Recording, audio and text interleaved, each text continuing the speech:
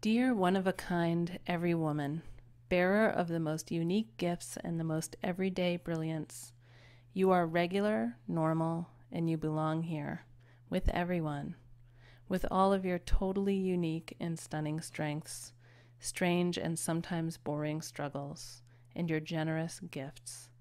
You are a love zeppelin, a soul chariot, a vessel for all that is beautiful and possible in the world. You have a raft of courage floating near you that's there whenever you need it. Welcome to day 3 of Sparktending, 10 minutes or less each day of reflections and tips towards self-care and creative practice for moms. Today is part 1 of 3 episodes on time and creation. Today's is about the change that happens to our relationship to time and creativity when we become parents, in some ways to reframe the dilemmas that arise. Tomorrow, we'll talk about being time and space benders, defying the hold that clocks and calendars have on our minds, even though they have a useful place in our days, and cultivating the mystic, curious, creative soul in us. The next day, we'll explore tools and instructions that will embed more creative practice into the lives you are already living just as it is. And for those of you who are actually ready to make big changes, to open more creative space in your daily life, ways to start. Time changes after we have kids, especially when they're very young. What we call free time disappears. Even if we didn't have much of it before, we start to long for those moments now. Suddenly, here we are, hanging out with people who are totally undomesticated to our speed, our scheduling, to clocks and schedules. To children, all time is free, especially very young children. It's not connected to transactions the way it is for us. They play and experience in their own time, not thinking about what an hour is or what date it is, what's coming up next, how much time will be needed to prepare, to travel, to be prompt, to be fed before the sad hungries come and steal their joy. Making those abstract leaps into clocks and calendars is our job and our responsibility, though it can also confuse us as to the nature of time and living with and in time. Parenting in a world on time is money, hyperspeed, forces a kind of hypervigilance in us to the clocks and calendars and routines. Almost everything we do is framed in scheduling, social events, meetings, plans with caregivers. They all rely on clock-bound appointments. Throw in school, daycare, bedtime, homework, meal times, 3 of them at least, appointments, and you've got a completely calendar-bound life. Not to mention our paid jobs and all the deadlines and plans that reside there.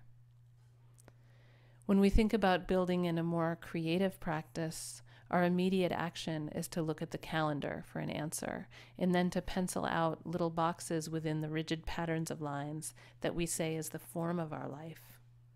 We figure something out, an hour of writing a day, 1 day a week in the studio with breaks to nurse the baby, 4 hours on Tuesdays and Sundays, or 10 minutes of movement a day. Scheduled like this, some of us are able to create and create much. We thrive on this kind of structure. Some of us are able to create more in small periods of time than we ever could before becoming parents, with more urgency, more clarity. Some of us get to the scheduled time and we can never seem to get our creative engine going. Contrary to our discouragement with ourselves in that moment, this is often just a sign that we're too depleted or too discouraged, and we actually need some other kind of self-care first. Some of us keep making the plans, but then they keep eroding. Something always interferes. Kids' snow days, kids' sick days, the partner's stressed and suddenly can't do kid time that day. Money is running short and we've got to cancel the babysitter for the week. There's a work deadline or a doctor appointment. The creative time slides. And then there are those of us who don't even have those occasional and smaller chunks of time to work with yet. We have multiple kids, or a child with special needs or health issues, or an elderly parent who's ill, or we're working full time or even part time on top of parenting, and we have to rest somewhere. Some of us could squeeze in creation time, but we resist it. We refuse on some level to add one more thing to a life that's already moving too fast for health or relationships, and we feel badly about it. There's really no end to how badly moms can feel about whatever it is we wish we could find more time to do, but can't.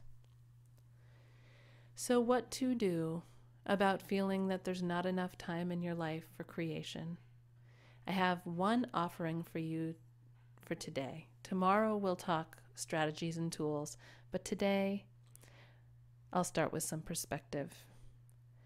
Let's start by acknowledging that having long hours or consistent hours to be intimate with the forces of creation, with mystery and the challenge of creative pursuits, simply making and letting the process unfold in its own special time, is incredibly valuable. It's necessary for periods of our lives, given the longings and goals of creative people. Once that's clear, let's decide that for now, mother of young children, if those conditions are not possible for you, given the way your life is set up at the moment, it's totally okay. If it's possible only to do it one time per week for 15 minutes, that's okay. If you have it scheduled for 30 minutes a day every day, but you only get there half of the time and half of the weeks, that's okay. If you get 8 hours a week of creative time, but you want to double it, it's okay. Give yourself permission to take a year or a few off from the kind of urgency, longing, and pressure to change things. To some of us, what I'm saying is crazy or it's terrifying. Like, if we don't stop pushing, it's not going to happen. I mean, look at this kind of schedule. If this is you, I have a question for you. Let's step away from the calendar for a moment. Here's the question. What if you knew, like really knew in your bones, that your creative intelligence and power and your ability to translate that into the words and sounds and images and objects and experiences that your soul is longing to make, that these things are a light that will never go out in you? What if you knew that your creative intelligence is a light that will never, ever go out? So many of the moms I know and have listened to feel more fear now that they're mothers than they did before, that something inside them is in danger of being lost now, or they will somehow never be the same again as artists. I'm not sure why this is. I'm listening to lots of moms for the answer. I suspect it has something to do with sexist messages about motherhood that seep into our beings when we are working too hard as mothers in a society that trivializes the work of mothering to be able to notice it and counter it. Mother, what if your most powerful work is yet to come, your most satisfying creative practice is yet to come? It's gathering strength within you. Our creativity and our brilliance increases and does not diminish with age and experience. It gathers strength within you, not in spite of your long hours of parenting, but because you are you, you're human, you're living.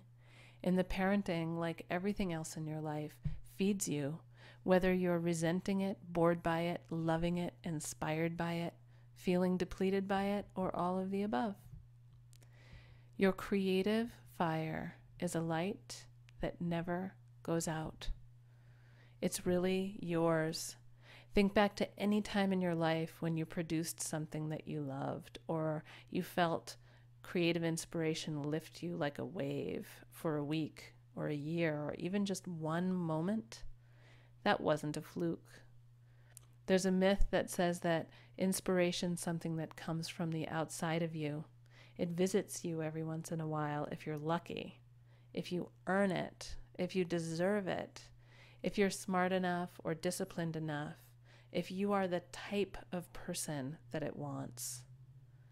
And the part of that that has a shade of truth in it is that creativity isn't just about you. It's a dance with something else, mystery, unknown, with all of creation, some would say with spirit or God. But it's not a judgmental authority figure.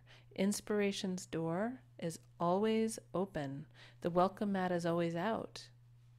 And a big part of it resides inside your body. It is as inherent to you as your bones and your cells. It is you. This isn't just true for well-educated hipster men who may have a wife or a girlfriend taking care of the kids at home. It's not just true for straight people or people in partnerships with shared childcare responsibilities, or people without kids, or people with money or free time.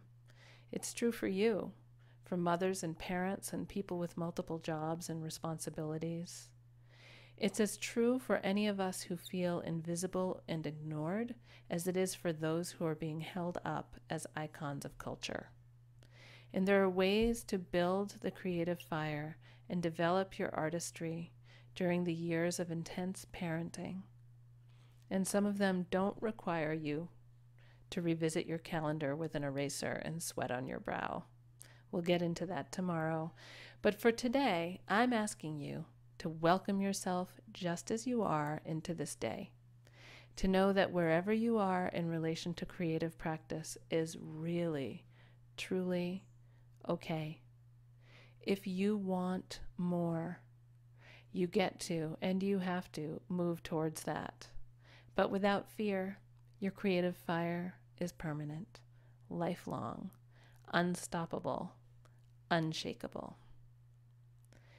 See you tomorrow, mamas. And if you aren't already on the email list, you can get these delivered to your inbox daily.